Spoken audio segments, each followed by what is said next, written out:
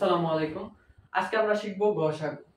গসাগু কি এবং আ কিভাবে গসাগু নির্ণয় করতে হয়। যাদের গসাগু সম্পর্কে কোনো সমস্যা আছে, বুঝতে প্রবলেম হয়, তারা এই ভিডিওটা দেখলে আশা করি এরপর থেকে আর গসাগু কোনো সমস্যা হবে না। তো চলুন শুরু করি। তো গসাগু, গসাগু মানে হচ্ছে গরিষ্ঠ গরিষ্ঠ সাধারণ গুণনীয়ক। গুণনীয়কের মধ্যে গুণনীয়কগুলোর মধ্যে সবচেয়ে বড় যে সাধারণ গুণনীয়ক আছে সেটি হলো গসাগু। তো গসাগু করার পদ্ধতি, এই গসাগু করার পদ্ধতি আছে ১ ভাগ প্রক্রিয়া, ২ হচ্ছে গুণনীয়ক প্রক্রিয়া, গুণনীয়কের মাধ্যমে বের করা যায়, ৩ হচ্ছে ইউক্লিড। তো আমরা এই তিনটা পদ্ধতিতে এই দুইটা অঙ্ক সলভ করে দেখাবো।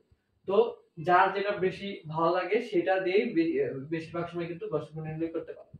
তো ওকে, আমরা শুরু করি।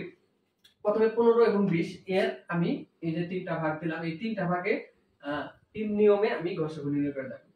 তো এখানে 15 এবং 20 এই একটা, এই যে 15 এবং 20 লিখলাম, 15 এবং 20।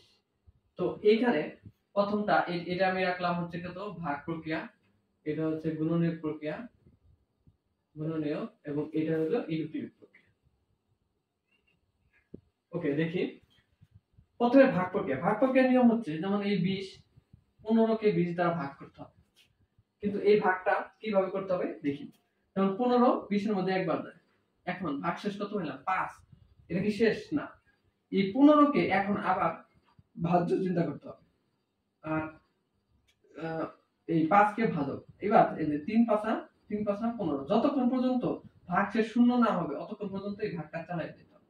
তাহলে এই যে এবার গসাগু কত হবে? গসাগু হবে লাস্ট যে ভাজকটা থাকবে। এটা হলো লাস্ট ভাজক। এরপরে কিন্তু আর কোনো ভাজক নেই। তাহলে এটার গসাগু হলো 5। এবার আমরা এটা গুণনীয়ক পদ্ধতিতে দেখি। গুণনীয়ক পদ্ধতিতে প্রথমে 15 এর গুণনীয়ক বের করতে হবে এবং 20 এর গুণনীয়ক বের করতে হবে। তাহলে 15 এর গুণনীয়ক আমরা জানি 1 3 5 এবং 15, এবং 20 এর গুণনীয়ক হচ্ছে 1 2 3 দিয়ে যায় না, 4 4 5 20, 5 দিয়ে যায় 4 5 20, তারপরে হচ্ছে কত 10 10 দুগুণে 20 এবং 20। তাহলে এইগুলো হচ্ছে গুণনীয়ক। এই গুণনীয়কগুলোর মধ্যে যে গরিষ্ঠ মানে সবচেয়ে বড় সাধারণ গুণনীয়ক, যেমন 1 1 ও কিন্তু মিলে, তারপরে হচ্ছে যে 5 5 কিন্তু মিলে, কিন্তু তারপরে কত মিলে আর মিলে না। তাহলে এইখানে সবচেয়ে বড় যে সাধারণ গুণনীয়ক 1 তো ছোট হয়ে গেল, তাহলে 5 হচ্ছে বড় সাধারণ গুণনীয়ক। তাহলে এটার গসাগু হবে 5। গসাগু 5। এবার ইউক্লিড পদ্ধতি। ইউক্লিড পদ্ধতিতে লসাগু আর গসাগুর মধ্যে পার্থক্য হলো লসাগুর মধ্যে দুইটার মধ্যে একটার মধ্যে গেলেও আমরা ভাগ নিতে পারবো, কিন্তু গসাগুর ক্ষেত্রে দুইটার মধ্যে যাইতে হবে এমন সংখ্যাতে ভাগ করতে হবে। তো দুইটার মধ্যে ভাগ যাবে এরকম সংখ্যা হচ্ছে 5, যেমন 3 5 15, 4 5 20। আর কিন্তু যায় না, যেমন এই 3 4 এর মধ্যে দুইটার মধ্যে ভাগ যায়, এক ব্যতীত আর কিন্তু নেই। তাহলে এটার গসাগু কত হবে? এর গসাগু হবে কত? 5। তাহলে আমরা তিনটা পদ্ধতি করে দেখলাম, মানও কিন্তু সেম আছে। সুন্দর না? এরপর আমরা দ্বিতীয় নম্বর অঙ্কটাও একইভাবে করি। দ্বিতীয় নম্বর অঙ্কটা একইভাবে করি। এখানে ইউক্লিডটা ওকে। তাহলে আমি আগে মানগুলো লিখে নেই, যেমন 12 24 48, 12 24 48, 12 24 48। প্রথমে ভাগ প্রক্রিয়া দেখি। তাহলে এখানে যেহেতু তিনটা, তাহলে কিভাবে করব? প্রথমে এই দুইটা আগে করব, অর্থাৎ 12 আর 24 আগে ভাগ করব। তাহলে 12 24 এর মধ্যে যায় কয়বার? দুইবার। 12 দুগুণে 24। তো এটার গসাগু কিন্তু আমরা পেয়ে গেছি, গসাগু হলো 12। তাহলে এই 12 দিয়ে আবার এই 48 কে ভাগ করতে হবে। তাহলে 4 বারং কত? 4 বারং 48। তাহলে এটার গসাগু পেয়ে গেলাম। কত পেলাম? গসাগু 12। লাস্ট ভাজক এটাই। এবার আমরা যদি গুণনীয়ক পদ্ধতি করি, তাহলে 12 গুণনীয়ক বের করতে হবে, 24 এর গুণনীয়ক বের করতে হবে, 48 এর গুণনীয়ক বের করতে হবে। তাহলে 12 গুণনীয়ক হচ্ছে 1, তারপরে হলো 2, 6 দুগুণে 12, 3 4 12, অর্থাৎ 4 6 এবং 12। 24 এর গুণনীয়ক বের করি, 1 2 দিলে 12 দুগুণে 24, 3 8 24, তারপরে হচ্ছে 4 6 24, তারপরে হচ্ছে 5 দিয়ে যায় না, তাহলে 4 6 24, তারপরে হলো 8 3 8 24, 12 2 24 এবং 24।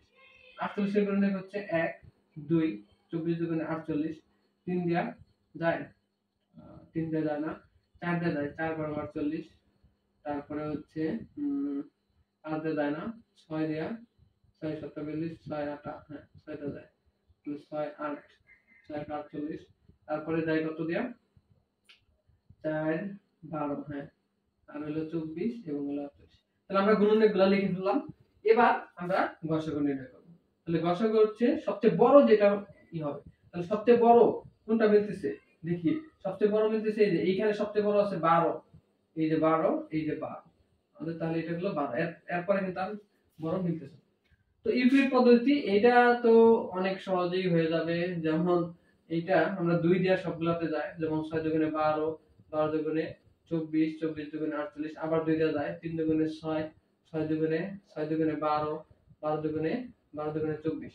এবার যায় 3 দিয়া, 3 একে 3, 3 দুগুণে 6, 3 4 12, আর কিন্তু যায় না। তাহলে এই তিনটার গুণ অর্থাৎ 2 গুণন 2 গুণন 3, 3 দুগুণে 6, 6 দুগুণে 12, এই যে 12 12 12 হলো।